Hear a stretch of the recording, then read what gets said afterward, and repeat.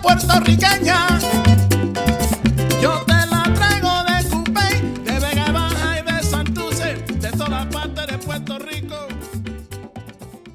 Hi, and welcome back to another episode of Jeff and Joe's Puerto Rican Kitchen, where we show you how to make easy, authentic Puerto Rican recipes. Over the last few months, we've actually shown you how to make Puerto Rican bread. Maybe you have a little bit extra bread, it's kind of getting a little hard. Well, we have the perfect idea for you. Let's make budin. It's actually the Puerto Rican version of bread pudding. No, it looks like a lot of ingredients, but it's really easy. We're gonna need some sugar for caramel. Then we're going to need some water, which we're gonna infuse with some cinnamon sticks, nutmeg, and cloves. Then we're going to get into the bread mixture, which is going to include some sugar, eggs, coconut milk, whole milk, evaporated milk, butter, of course bread, some salt, some vanilla, some heavy cream, and some raisins. Let's get cooking. The first step in making budin is to prepare the caramel. We have already shown you how to prepare caramel in the channel, so we're not going to go too much into detail. Check out the link above for the flan video for a more detailed process if you're interested. Basically, add the sugar to an even layer saucepan over medium-high heat. Once the sugar at the bottom starts melting, begin stirring continuously with a heat-resistant spatula. After a couple of minutes of stirring, the sugar will clump up and form hard, rock-like chunks. Don't worry, all the sugar will eventually melt. Just press down on the larger clumps to break them up so they melt faster. Continue stirring constantly until the caramel is an even golden brown. This usually takes 4 to 5 minutes. Once your caramel is the right color and consistency, take it off the heat and then, while it is still hot, pour the caramel into the baking pan in order to coat the bottom and sides of the pan. We're using an 8-inch deep pan and the budin will bake almost all the way to the top, so you want to make sure to cover the sides of the pan all the way to the top. Put it aside and let it cool. With the caramel ready, let's move on to the infused water. Turn on the stove on high. In a large heavy pot, combine the water, cloves, nutmeg, and cinnamon sticks. Mix all the ingredients with a large spoon. Once the water starts boiling, stir the mixture one more time. Then let it boil for 2 minutes. At the end of the 2 minutes, turn off the stove and let the mixture rest for 15 minutes or until it reaches room temperature. We are now ready to move on to the budin mixture. In a large mixing bowl, add the evaporated milk, heavy cream, whole milk, and coconut milk and stir to combine. Then add the sugar and stir to combine one more time. Let it sit for a couple of minutes until the sugar has completely dissolved. Once the sugar has dissolved, add the butter, vanilla, and salt to the bowl and mix one more time. Now back to the infused water. Using a strainer to collect all of the large pieces, pour the water into a clean container.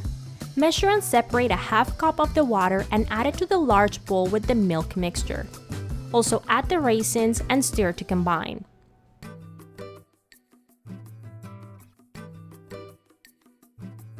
With the mixture almost ready, let's crack the eggs in a separate container. Using a fork or a whisk, beat the eggs until the yolks are completely broken apart. When the eggs are ready, add the eggs to the large bowl and stir with the same fork to combine the eggs with the other ingredients. Finally, add the bread pieces into the milk mixture. I am using 2-day-old French bread that I cut into really small pieces. Using a potato masher, push the bread pieces into the milk mixture. This process will help break the bread even more. Let it sit for 25 minutes. You can leave it out on the counter if your kitchen is not too hot. If it's really warm, then place the bowl in the fridge. Mash the bread into the milk mixture a couple of times during the 25 minutes. While you wait for the mixture, turn on the oven to 350 degrees Fahrenheit. At the end of the 25 minutes, mash the bread one more time and then pour the mixture into the prepared baking pan.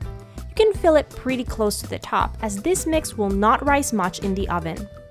Once you have poured the mixture, use the potato masher or a spatula and flatten the top of the mix so you get an even bake. We're going to bake the budin in a bain-marie, which is just a fancy name for a water bath. To set up your bain-marie, place a large, deep baking pan into the oven. Fill the pan with hot water to about 1/3 of the way up the side. Then place the budin inside the baking pan. The water level should be at least halfway up the side of the baking pan. If you need to add more water, be really careful, making sure not to splash any water into the budin. Bake for 90 minutes or until the top is starting to golden, and when you insert a cake tester or toothpick in the middle, it comes out clean. Once cooked, remove your budin from the oven. Run a knife along the edges of the baking pan to loosen the sides. Then remove the pan from the water and let it cool to room temperature. When you're ready to eat it, you will need to unmold the budin. To unmold, lightly shake the baking pan to make sure that the budin is loose. Next, grab your serving tray. The tray should be at least 1 inch larger than the baking pan. Put the tray container on top of the baking mold and flip the budin onto the tray. Cut yourself a nice slice and enjoy.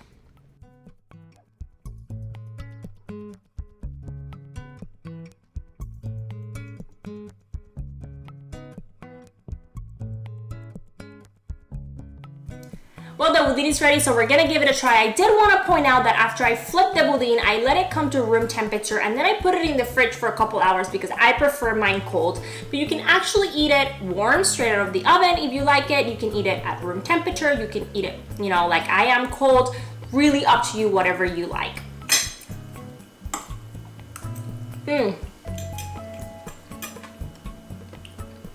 Really good. Great cinnamon, clove, nutmeg flavor. The coconut is there.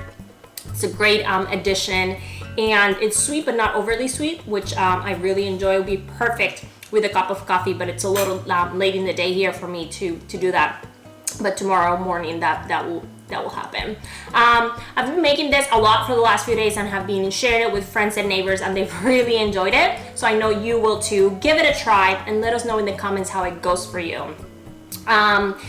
Like this video if you enjoyed the recipe. Also, subscribe to our channel if you haven't done that. Check out our blog, jeffandjoepr.com. There you can find written, versions of our recipes and instructions on how to do that if that's more your kind of thing. And we'll see you again next week for another episode of Jeff and Joe's Puerto Rican Kitchen.